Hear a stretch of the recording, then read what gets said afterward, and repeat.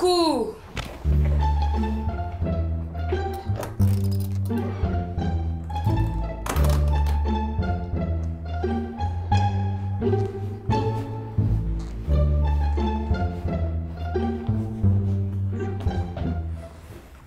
Asseyez-vous.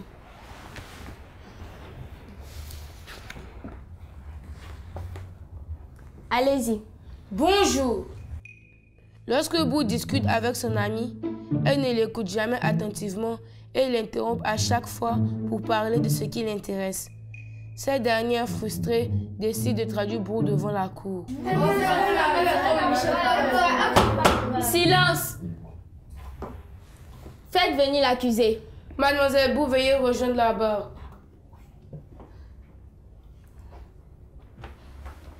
Brou, reconnaissez-vous les faits qui vous sont reprochés? Non, votre honneur. Sachez que je ne suis pas obligée de prendre en compte tous les mots qui sortent de la bouche d'une personne. Mes oreilles ne sont quand même pas des entonnoirs. Mais ne croyez-vous pas que dans une conversation, il faut bien prêter attention à ce que l'autre dit pour pouvoir lui répondre? Votre honneur, je refuse qu'on commande mes oreilles à moi. Tout le monde est libre de parler. On doit aussi être libre d'écouter. Faites attention à votre langage, jeune fille. Maître Sié, vous pouvez interroger l'accusé. Merci, votre honneur. Brou, y a-t-il une chose que vous n'appréciez pas chez votre meilleur ami? Maître, son bavardage, elle parle, elle parle, elle parle haut, elle parle. Même si une mouche tombe dans sa bouche, elle s'en fout. Elle la croque et continue de parler. Silence! Continuez. Merci, votre honneur. C'est donc pour cela que vous avez des difficultés à l'écouter? Même ses pleurs et ses grincements de dents, elle ne les épargne pas. Pourquoi est-elle votre amie? Quelquefois, elle me rapporte des potins. C'est ce qui m'intéresse. Sinon, le reste là... Avez-vous d'autres amis avec lesquels vous vous entendez? Eux tous d'ailleurs sont pareils. Votre honneur, dans une conversation, l'on ne peut pas écouter si on n'y a aucun intérêt. C'est normal que ma cliente trie ce qui l'intéresse pour faire la conversation. Trop de bavardage lui donne mal à la tête. Il n'a rien d'irritant. Merci, votre honneur. Bien. Maître Thierry-Pa, c'est à vous. Merci, votre honneur.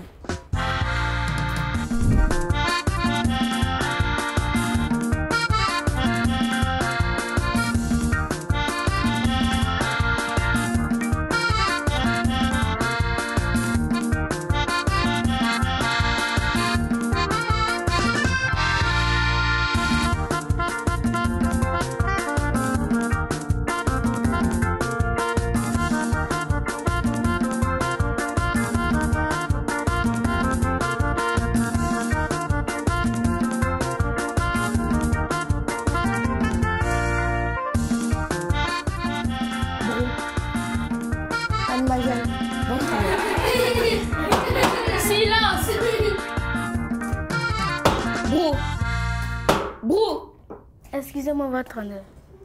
Allez-y, maître. Merci, votre honneur. Brou, quand vous parlez, les autres vous écoutent.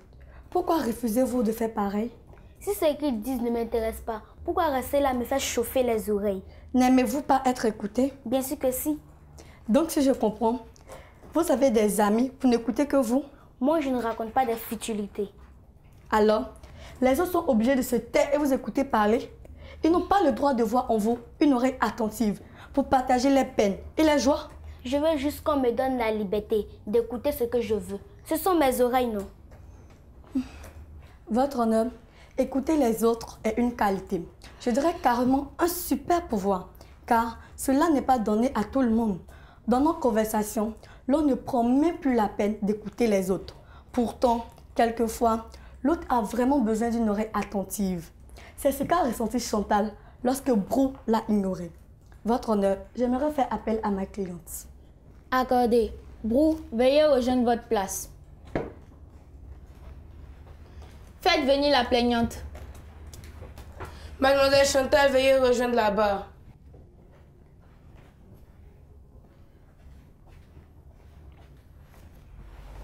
Chantal, Brou raconte à tout le monde que vous êtes très bavarde. C'est donc pour cela qu'elle ne vous prête pas attention. Maître, je suis déçue. Je la voyais comme ma meilleure amie. Je lui dis tout, maître. Mes joies, mes peines, mes hontes. Je me confie à elle. pour ne serait-ce qu'avoir des conseils. Et c'est comme cela qu'elle me traite. Vous êtes-vous déjà disputé? Oui, et quand on tente de s'expliquer avec elle, elle n'écoute rien. D'ailleurs, je change de meilleure amie. Je choisis maintenant Bécanti. Elle au moins se met à l'écoute de l'autre et se montre toujours compréhensive. Merci. Votre honneur, avec ce comportement, Bro risque de perdre tous ses camarades et de rester seule. Elle doit se sociabiliser. Personne ne dit que ces sujets sont intéressants. J'en ai terminé. Merci, maître. Maître Thier, avez-vous des questions? Oui, votre honneur, j'ai quelques points à clarifier avec la plaignante. Alors, on n'attend plus que vous. Merci, votre honneur. Mademoiselle, reconnaissez au moins que raconter à quelqu'un tout ce qu'on vit devient ennuyeux à la longue. Quand on est amis, on ne s'ennuie jamais de l'autre. On se plaît à l'entendre parler. On le console quand il va mal et on saute de jeu avec le Et c'est ennuyant quand il baba sans fin. Ceci est un élément pertinent à ajouter, car l'amitié ne saurait être une cage, une prison où se mènent toutes sortes de positions. Votre honneur, je n'ai plus de questions. Merci, maître. Bien. Si les deux parties n'ont plus de questions à poser, Chantal, veuillez rejoindre votre place.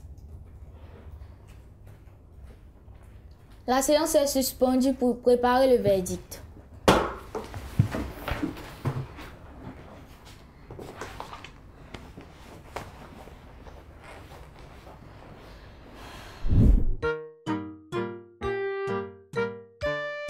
L'actualité. Coucou les amis et bienvenue dans votre rubrique Exploration. Aujourd'hui, nous allons parler de la fabrication des tam-tams. Dans plusieurs régions de l'Afrique, le tam-tam est au fil du temps devenu un des instruments les plus prisés lors des cérémonies pour son rythme musical chaud. À Grand Bassam, on compte de nombreux fabricants de tam-tam qui, pour en obtenir un, commencent par sculpter le tronc d'un arbre pour lui donner la forme d'un tam-tam.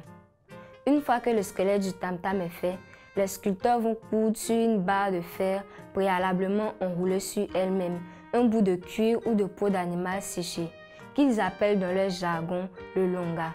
Ils la fixent ensuite sur le haut du tam-tam et passent à sa décoration pour qu'il soit tout beau. Merci de nous avoir suivis. Au revoir et à bientôt.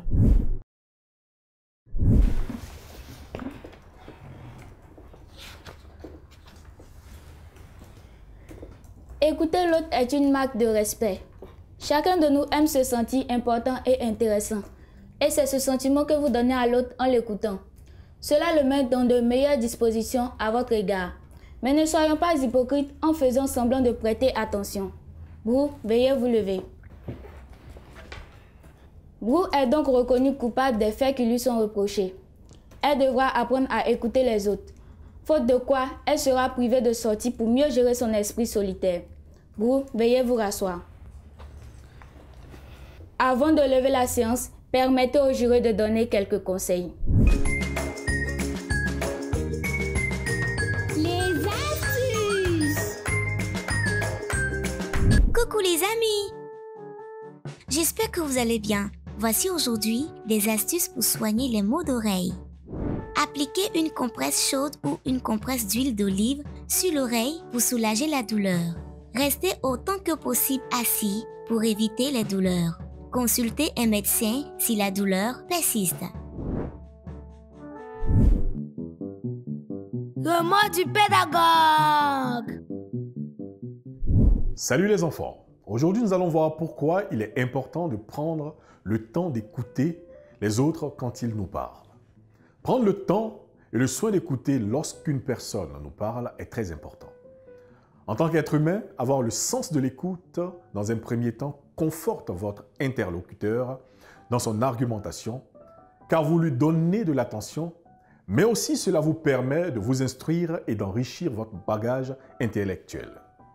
Considérez les idées de l'autre afin de cerner son message dans sa globalité est l'un des avantages de prendre le temps d'écouter. C'est pourquoi vous ne devez pas agir comme Brou qui ne prend jamais la peine d'écouter ses amis. Chers parents, c'est à leur plus jeune âge que vous devez leur apprendre les notions de la vie comme le sens de l'écoute. Vous pouvez, en tant que parents, prendre le soin de les écouter eux-mêmes et les habituer à écouter les autres sans toutefois les interrompre. Vous pouvez plus loin les initier à la lecture pour qu'ils soient plus calmes et développe de nombreuses aptitudes intellectuelles. Vous concernant, chers enfants, lorsque vous êtes entre amis, vous ne pouvez pas toujours vouloir détenir le monopole de la parole, c'est-à-dire que vous ne devez pas empêcher les autres d'exprimer leurs idées, mais plutôt leur permettre de s'exprimer, car c'est en échangeant les idées, en s'écoutant mutuellement, que l'on apprend et l'on se cultive. Ne soyez pas des personnes narcissiques qui veulent à tout prix être le centre de l'attention et permettez aux autres de s'exprimer librement. Pour être aimé de tous et apprécié, suivez ces conseils et soyez sages. On se dit à la prochaine. Éducation civique et morale. Je découvre la couture. Je réfléchis. Qu'est-ce que la couture? La couture est la manière d'assembler des morceaux d'étoffe tissu pour confectionner un habit à l'aide d'une aiguille et de fil à la main ou à la machine à coudre. Celui ou celle qui pratique la couture est un couturier ou une couturière. Les matériels utilisés pour la couture se composent du gros matériel qui comprend les machines à coudre, les machines à pédales, électriques à faux filets, du petit matériel que sont les mètres et rubans, les paires de ciseaux, les aiguilles, les fils, etc. Les matériaux utilisés dans la couture sont le pagne, le tissu et le raffia. Ce que je dois faire pour découvrir la couture, je dois me rendre dans une école de couture ou dans un atelier de couture, comprendre qu'il n'y a pas de sous-métier, aimer ce métier, visiter les expositions de couture. Ce que je ne dois pas faire pour découvrir la couture, je ne dois pas refuser d'apprendre le métier dans une école de formation ou un atelier de couture. Décourager celui qui veut apprendre ce métier, considérer qu'il n'y a pas de sous-métier. Je dis pourquoi je dois découvrir la couture. Je dois découvrir la couture afin de la connaître et de la choisir plus tard comme métier. Exercer le métier de couturier permet de bien gagner sa vie. Je fais le point. La couture est l'art de confectionner des vêtements. Je dois la découvrir et peut-être la choisir comme métier plus tard.